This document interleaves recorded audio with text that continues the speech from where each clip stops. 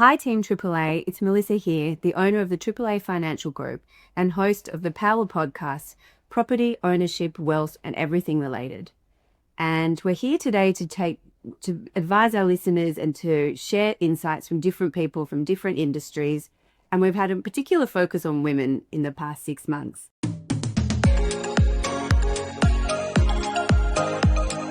So I'm really excited today to introduce you all to Carly Chant. She is the Chief Financial Officer of Alliance SI, one of Australia's leading national providers of electrical and data infrastructure solutions.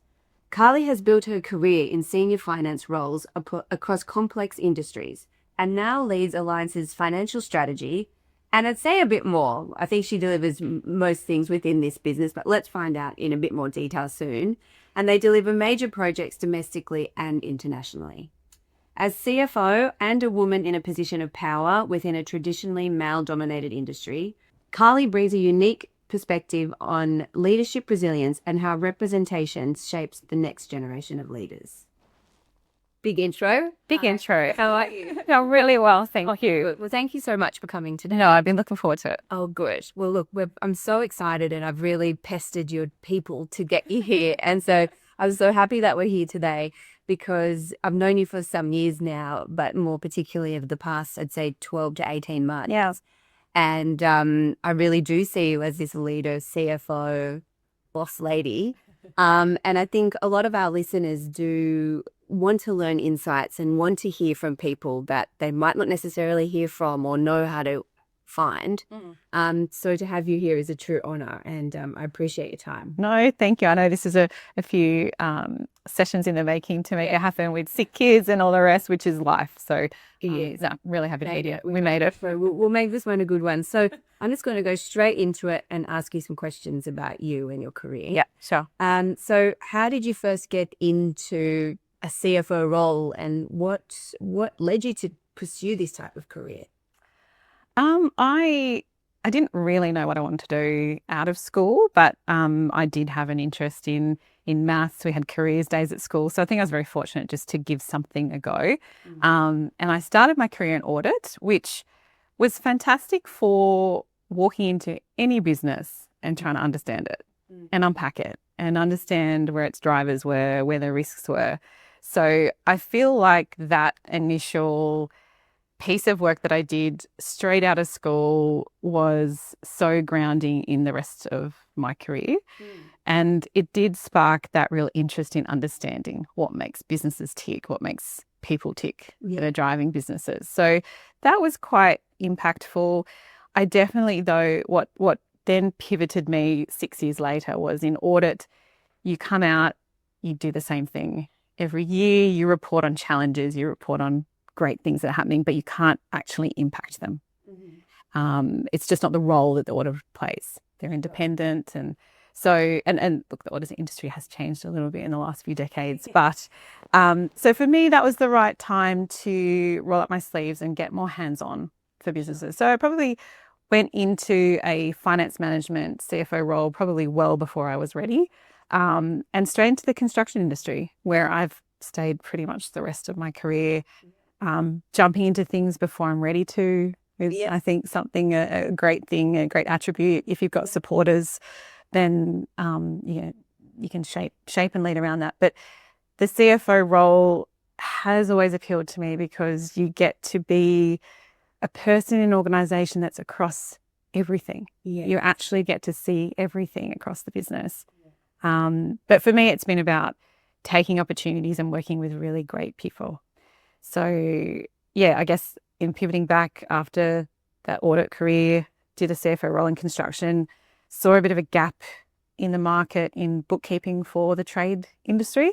So I had a bookkeeping and management reporting business for 10 years and sold that, and then really wanted to challenge myself in the CFO space. So hadn't done any listed work, so I went and jumped into that to get the exposure. Chase good people. So Angus Glusky, who's one of the industry leaders in fund management, thoroughly just try and go where I can be a sponge.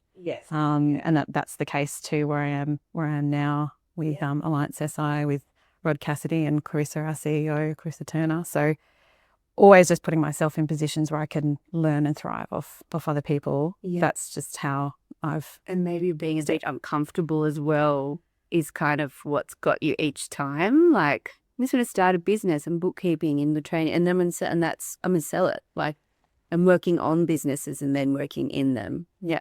So you hear a lot about that and uncomfortable, and it's like, oh god, That's growth, right? It really is. And you know, with my team, that's my constant goal, is to get them a little bit uncomfortable. it's a challenge. I think when they start working with me, they find that quite challenging, and they see the benefit and the growth in themselves. And You've got to embarrass yourself, but sometimes you don't know why or what you're doing to back yourself. I see that quite a lot. But yeah, I think that's such sage words of advice for anybody out there to go, you know, I think we spend so much of our lives like, is this pay right for me? Is this right for me? Is this job right for me? But, you know, maybe it's the one thing that kind of, gives you that cringe feeling that, it might not be right. Exactly. One to enable that growth. Exactly. Yeah. And I think, I mean, I've shared with you, doing filming and recording isn't all my comfort zone. No. It's very out of my comfort zone. But anytime there is a conference, and I made a pact to myself, anytime someone will ask me, I will try and say yes, because there's not enough women representation out there, particularly in different fields. So, I've got to walk the talk, and I've got to say yes, and I've got to lean into it. So, to make it more, to open that door for someone else. So 100%. That's why I started this podcast, because I was like, I really don't want to put and have my face on everything. I really actually quite loathe it, but I see the benefit in it. It's helped me grow by learning more from other people. Yeah. And also I just have to like get over that, because there's more true messaging. Yeah. And so for me, that's been the true learning. Yeah. But it's not easy, is it? It's not easy. And I'm talking about myself, and it's like, you know, that my purpose is supporting empowering women. And you see, you've had Angela Priestley on before, who's just kicking absolute goals for women. Exactly. But sometimes it's those little tiny things you do that can have ripple effect. So it doesn't have to be huge, big steps, but sometimes those little ones can to make an impact to one person. Yeah, exactly. And you mentioned being a woman in construction. I mean, I'm in construction finance. Yes, there's not many of us around, but do you feel like you've been able to utilize being a point of difference as a woman to get into roles like this? I think so. There was a moment for me, it was about 15 years ago, and I was at the NAB Finance Awards, or I think that's what it was. Yeah. And I was there supporting my 2IC at the time, Shalini Sehgal, who was up for Australian Bookkeeper of the Year. Oh, wow. And it was such an inspiring night, but the presenter gave a stat that just floored me. And that was that there was more Peters in the role of CFO in the ASX than there was women. Like, not men, but men named Peter. So I think that was a real concreting moment for me, that pick finance, pick construction. Unfortunately, pick any industry. There's probably some representation challenges. So, but I do see it as a superpower at times, because you are, people expect less.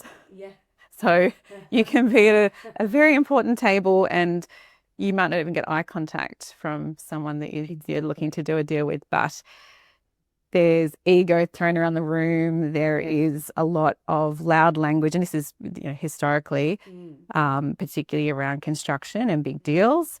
And I find that as an opportunity to sit and listen, and I'll find my leverage, or someone will say too much, and that will work to our strategic advantage. Exactly. So I see leaning in with femininity is a superpower. Yes. I think that was different when I started in audit, and there might have been, a very small number of female partners. A big difference now, but they had to be masculine. They had to be forceful, strong to be heard. And I think there's been a huge shift in that. I agree. I mean, I recently said in a speech, like, I used to try and dress like the boys. I used to try and be like the boys. But as soon as I realized that if I just stayed in my own lane and did what I was good at, it didn't really matter. No. And so that owning that femininity part, I think, is like it's like a nugget of gold, right? It is. You know who you are, and you can listen, and you can sponge, and you can use that to your advantage, or to the company that you're working for advantage. you can't buy that. No. You know, No. not an off-the-shelf product.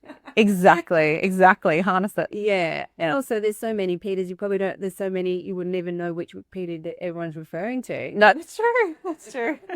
But look, I do see more women in trying in these leadership roles and on ASXL and more in construction.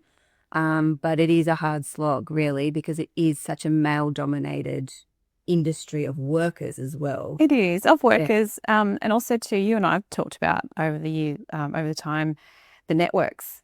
So if historically, if your network for a board role or for an exec role, you have a spare role, you look to your network and it might be all male. And so I think that's to be really purposeful, to have advocacy in your people team, in your HR teams, to actually challenge that. Yeah, It is critical to making traction. exactly. So, Exactly. And yeah, I'd be interested to see one day if there's a, female-only construction business or something like that. That would be cool. But I don't know, is that uncomfortable thing that needs to happen for other people to not lean in, but to just have a bit more, I guess, gender equality?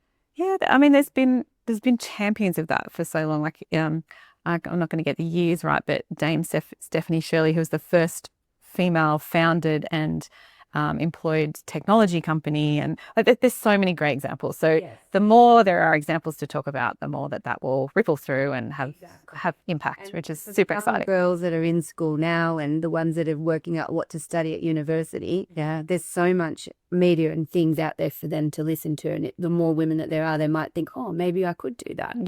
So and it has to be visible, because, and I remember one of my daughters watching a cycling race, the Tour de France, and she was saying, hang on, where's the girls? There are none. No.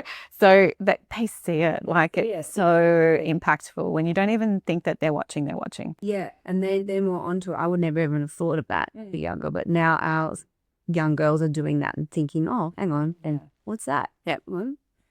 And so, look, that leads me to my next thing about how do you feel about the responsibility of being a role model for other women in finance? Do you feel it? I feel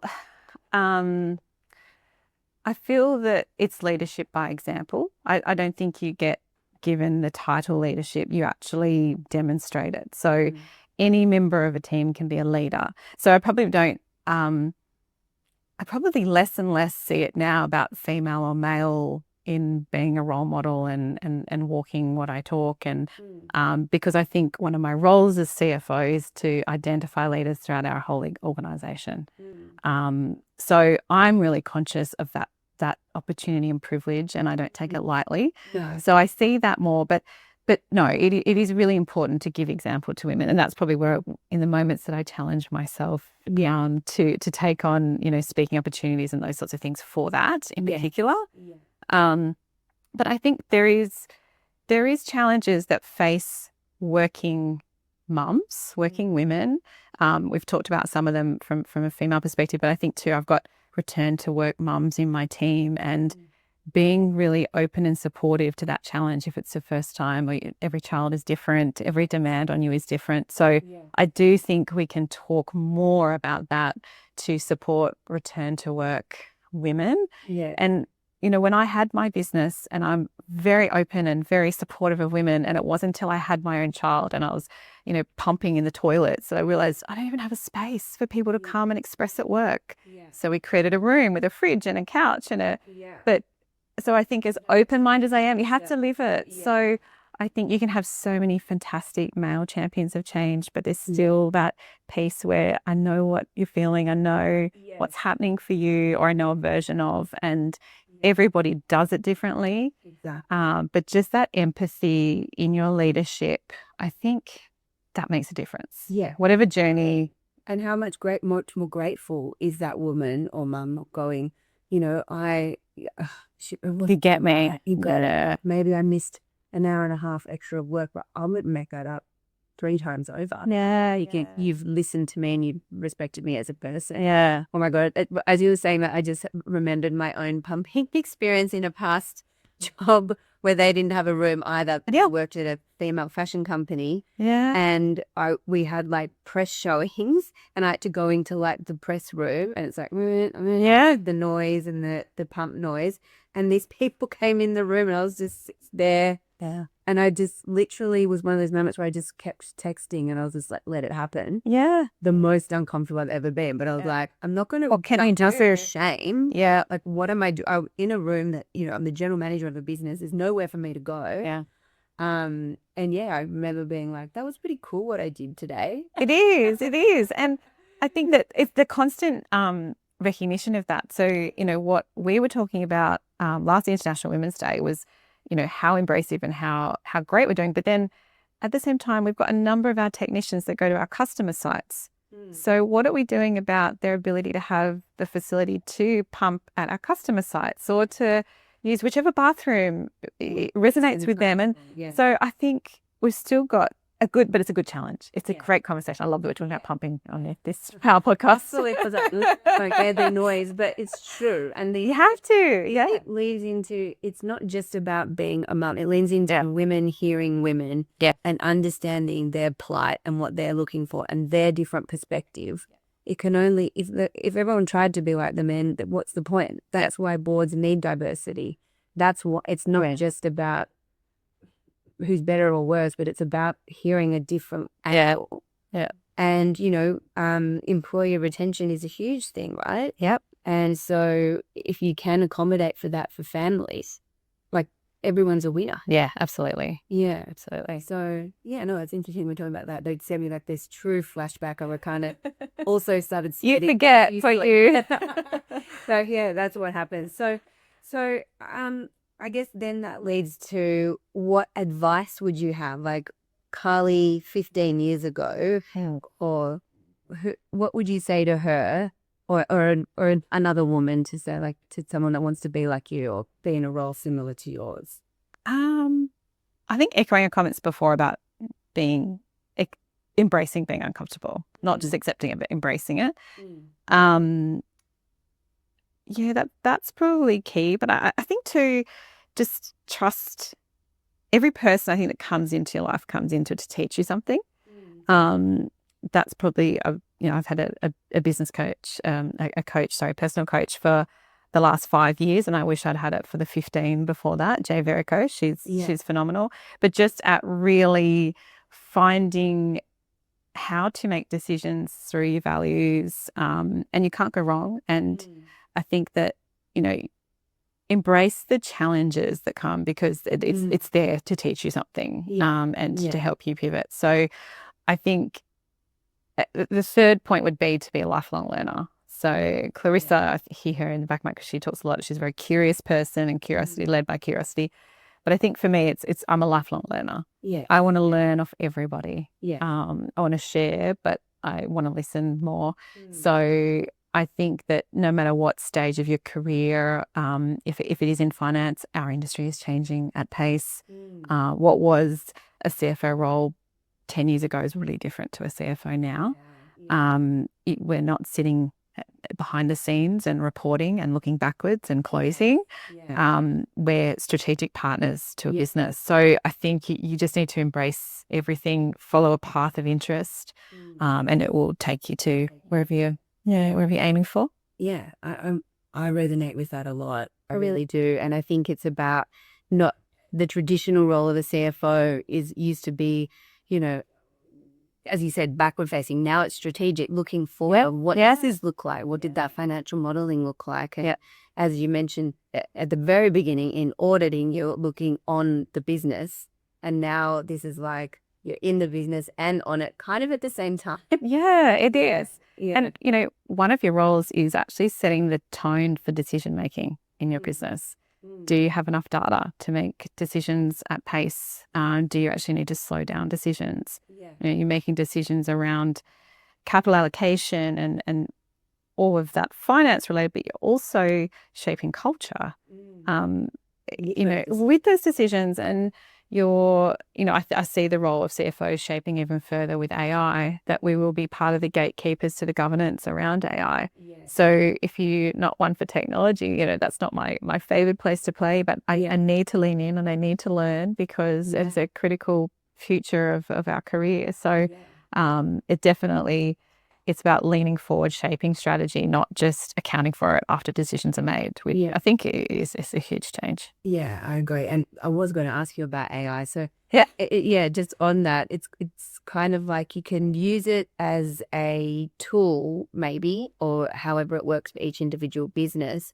But I use it quite a lot. But you always need to have the human element and that strategic side. So yeah, how do you see AI really working in with Alliance, I guess, as well? And so I guess, I mean, AI has fueled our business as far as building the infrastructure to support cloud AI and the hyperscalers that are housing our data and the compute. So that's been fascinating from the actual architecture and infrastructure around it. But as far as using AI, so I guess there's different ways to view it. There's using it as a tool, as you said, to increase efficiency, and people are playing around with that, which is great. I think that the more challenging part is actually to think about rather than just replacing what I do with AI, how could I actually shape something completely different and rethink what is our customer experience going to be? How would that augment? How would that change? So I think that's where developing your AI strategy, and we've got people in our business who are so passionate about AI and playing and exploring. You need that. But you need that culture across your business. So we've made really purposeful. So we've got AI working groups that have representation across department because you need that to almost spread like contagion to play and explore with AI. Because if it just sits with individuals, there'll never be a movement across your organization. All of our exec team, we get monthly AI coaching one-to-one to just really dive into, because I think you don't know what you don't know to explore. And it's very hard to carve out time to just play. Absolutely. Yeah, just to like freestyle. Just freestyle and explore. So I think you need to be purposeful, unless you're a technology company. We're not. We're an infrastructure company. But we see the huge benefits of it from a team perspective, and just the impact they can have. But you can't do nothing because but that's always been the case. AI is a tool, but innovation more broadly, you've constantly got to reinvent your business to cater to the changing needs of your customer. If you just sit and not part of that, you will be left so far behind. Exactly. And like the customer that you might have today and with Alliance as well might have been a very different profile 5 years ago, 10 years ago. As I guess places evolve and people evolve and times like COVID, like that's obviously been a real marketed moment in time, which I think we're still all, PTSD from. But, there are those times that you do have to evolve. And I like think that month of coaching fund, maybe I want to do that.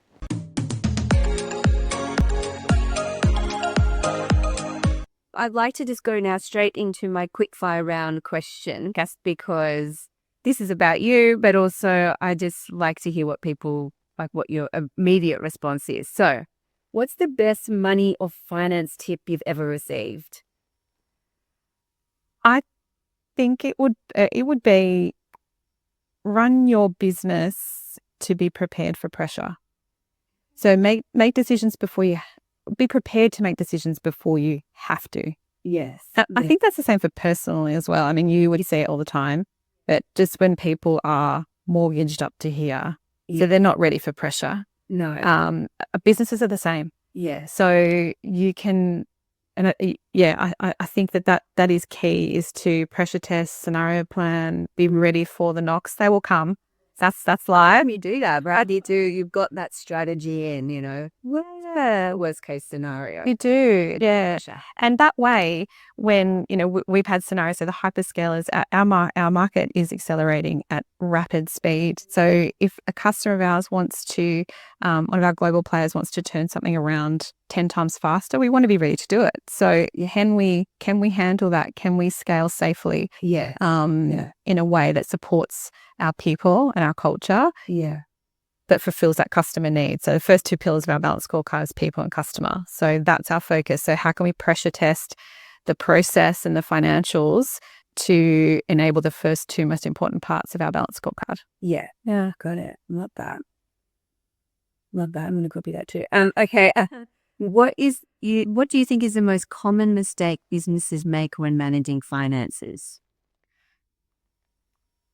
There are a number of businesses who will bring in finance once a decision's already been made. So I think that if you can embed the finance team at the start of every decision strategy, you will come out so far much further ahead. Yeah. If they're there once the decision's been made, the value's already lost. Bringing a finance in at the last minute and accounting for the outcome. Exactly. So there's so much value to bring finance in at the start of that process to help form the strategy, form the deal, structure the deal. Yeah. Even if it's something internal, that risk lens, that opportunity lens can be so valuable. Absolutely. So I think that would be my one.